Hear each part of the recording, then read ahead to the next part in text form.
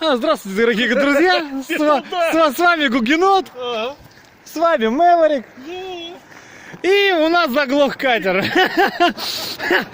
Просто, ну блин, просто заглох катер. Ехали, никого не трогали, и тут что-то случилось.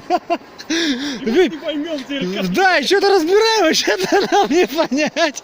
А так, не, нормально ехали пока на катере, никого не трогали. На самом деле, ну нормально в лесу.